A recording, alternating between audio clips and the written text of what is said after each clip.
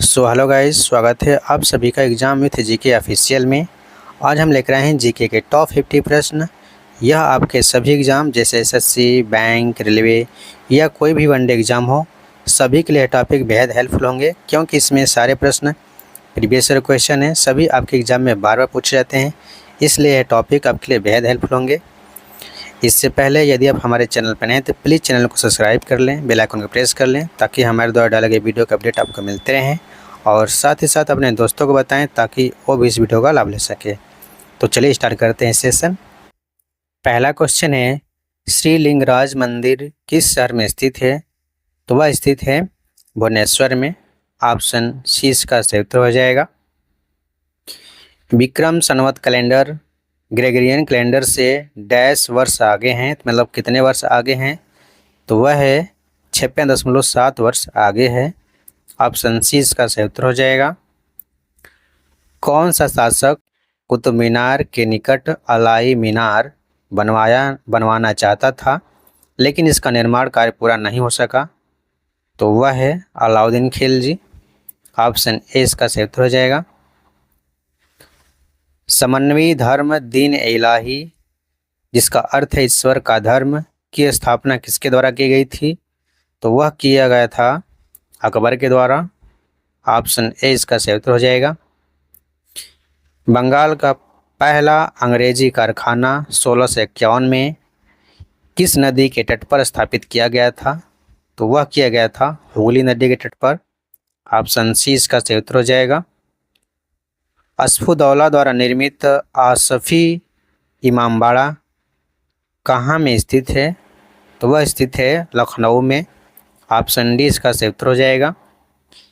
Annie Besant ने बनारस में central Hindu college की स्थापना की, जिसे बाद में इन्होंने किसे सौंप दिया? तो वह सौंप दिया था मदन मोहन मालवीय को।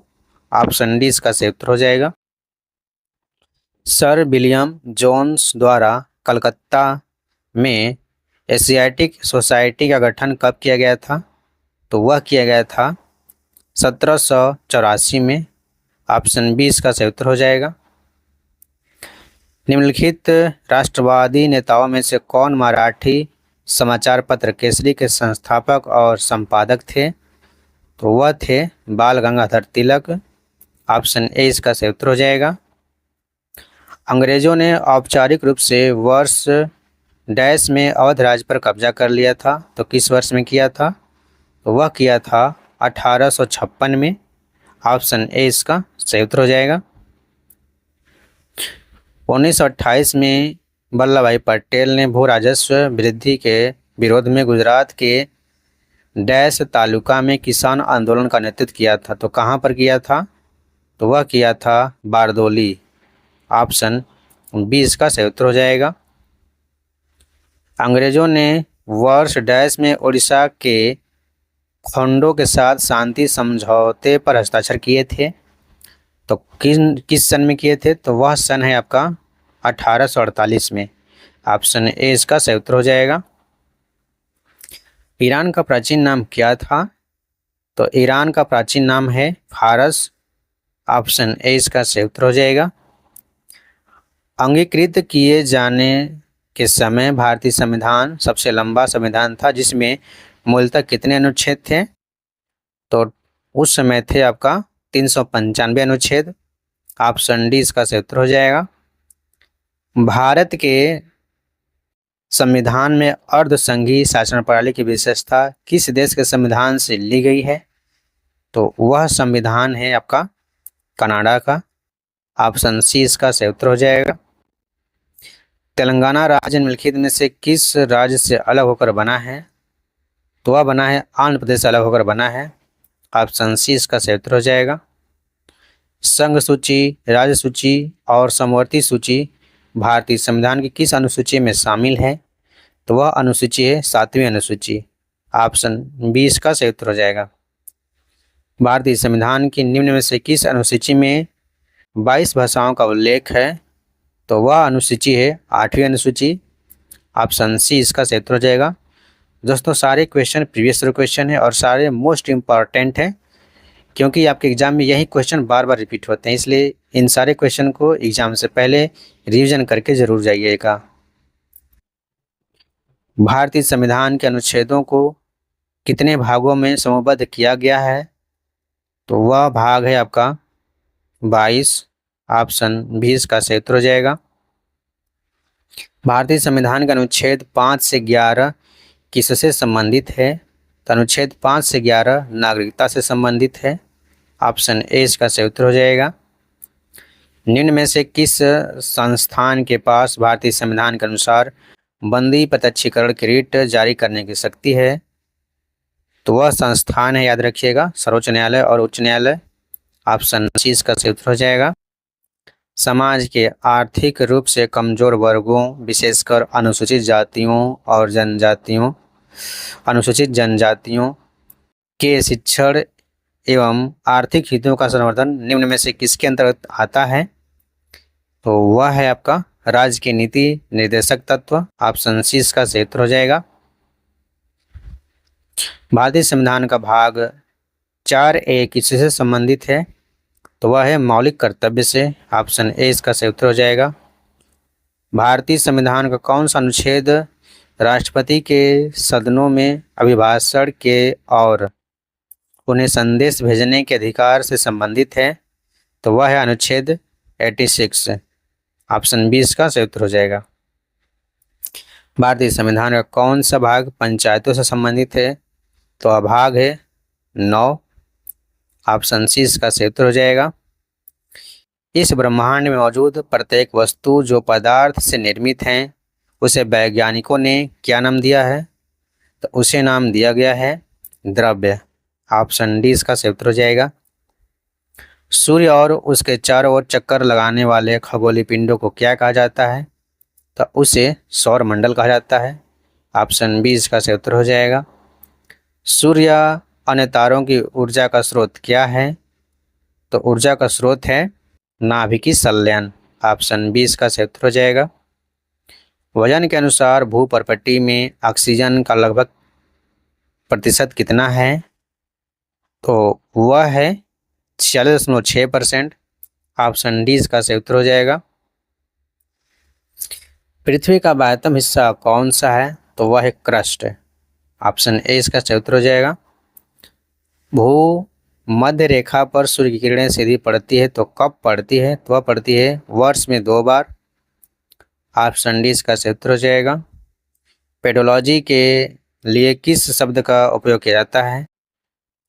तो वह किया जाता है मृदा भूगोल के लिए। ऑप्शन बी इसका सही उत्तर हो जाएगा। निम्नलिखित में से कौन सा एक सुषुप्त ज्वालामुखी है? तो वह है आपका हवाई द्वीप में स्थित मौना लोवा। ऑप्शन डी इसका सही उत्तर हो जाएगा। भारतीय उपमहाद्वीप समानतः इनमें से किस प्रकार की जलवायु के लिए प्रसिद्ध है? तो वह है आपका उष्णकटिबंधीय मानसून। ऑप्शन ए इसका सही उत्तर हो जाएगा। पूरकों के संबंध में निम्न में से कौन सा कथन गलत है? तो याद रखिएगा, वह है आपका ये वायु और जल को कभी प्रदूषित नहीं करते। ऑप्शन डी इसका सही उत्तर हो जाएगा। नियाग्रा जलप्रपात इरी झील के जल को डैश में बहाता है तो किस में बहाता है? वह बहाता है ओंटारियो झील में। ऑप्शन ए इसका सही उत्तर हो जाएगा। निम्नलिखित में से कौन सा मरुस्थल भारत में स्थित नहीं है? तो वह मरुस्थल है आपका सिंधु घाटी का मरुस्थल, यह भारत में स्थित नहीं है। ऑप्शन ए इसका सही उत्तर हो जाएगा। निम्नलिखित में से कौन सा घास का मैदान नहीं है? तो वह है आपका फेन घास का मैदान नहीं है। ऑप्शन बी इसका सही उत्तर हो जाएगा। इनमें से कौन सी विश्व की सबसे लंबी नहर है? तो विश्व की सबसे लंबी नहर है बीजिंग हांगजोउ ग्रांड नहर। ऑप्शन ए इसका सही उत्तर हो जाएगा। भारत की मानक यमोत्तर इनमें से किस स्थान से होकर गुजरती है? तो वह मिर्जापुर से। ऑप्शन ए इसका सही उत्तर हो जाएगा। कितने भारतीय राज्यों की सीमाएं नेपाल से जुड़ी हुई हैं? तो वह है 5 राज्य। ऑप्शन डी इसका सही उत्तर हो जाएगा।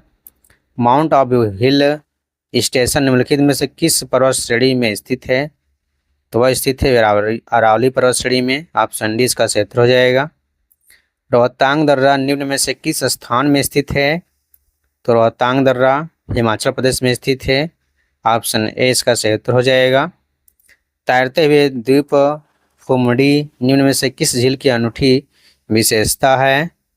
तो वह है आपका लोकटक झील। ऑप्शन बी इसका सही उत्तर हो जाएगा। अगला क्वेश्चन देख लेते हैं। निम्नलिखित में से कौन सी भारत की वह एकमात्र झील है जिसका निर्माण पृथ्वी पर उल्कापिंड के टकराने से हुआ है? तो वह है आपका लोनार झील। ऑप्शन सी इसका सही उत्तर हो जाएगा। दुनिया के सबसे बड़े बांधों में से एक हीराकुंड बांध किस नदी पर बना हुआ है? तो हीराकुंड बांध याद रखिएगा महानदी बना है। ऑप्शन सी इसका सही उत्तर हो जाएगा। बीड़ी बनाने के लिए किस का उपयोग किया जाता है? तो तेंदू के पत्ते का। ऑप्शन डी इसका सही उत्तर हो जाएगा। निम्न में से कौन सा किसी अर्थव्यवस्था में समग्र मांग का भाग नहीं है? तो वह है आपका जनसंख्या वृद्धि। ऑप्शन सी इसका सही उत्तर हो जाएगा।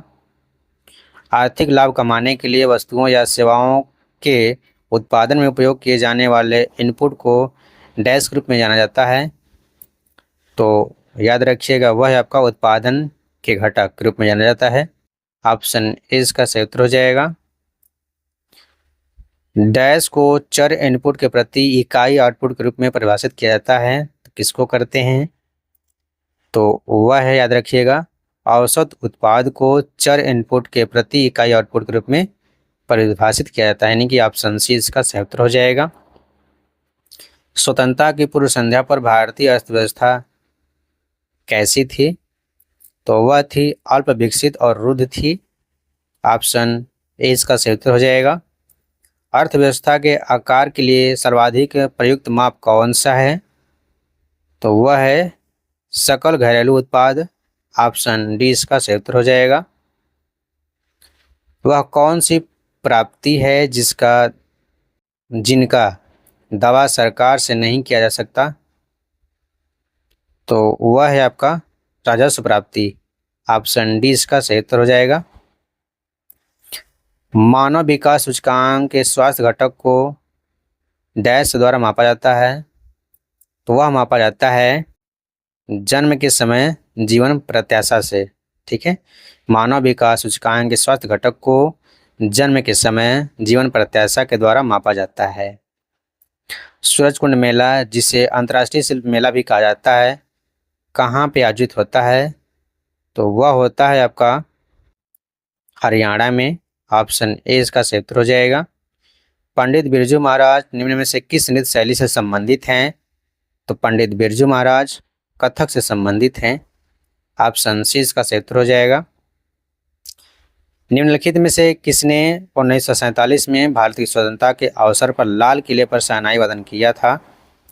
तो वह किया था बिस्मिल्लाह खां। ऑप्शन सी इसका सही उत्तर हो जाएगा। गुजरात की पारंपरिक बुनाई को किस डैश के रूप में जाना जाता है? तो किस रूप में जानते हैं? पटोला के रूप में जानते हैं। ऑप्शन डी इसका सही उत्तर हो जाएगा। किस भारतीय राज्य ने 1 अप्रैल को उत्कल दिवस के रूप में मनाया? तो वह राज्य आपका उड़ीसा। ऑप्शन सी इसका सही उत्तर हो जाएगा। निम्नलिखित में से किस क्षेत्र में सार्वजनिक उपलब्धि के लिए भारत सरकार द्वारा अर्जुन पुरस्कार दिए जाते हैं? तो वह है आपका खेल में। ऑप्शन सी इसका सही उत्तर हो जाएगा। तो दोस्तों आज का हमारा क्वेश्चन कंप्लीट हुआ। यदि आपको वीडियो पसंद आया तो प्लीज़ चैनल को सब्सक्राइब कर लें, बेल आइकन को प्रेस कर लें, ताकि हमारे द्वारा डाले गए वीडियो के अपडेट आपको मिलते रहें। तो आज के लिए धन्यवाद।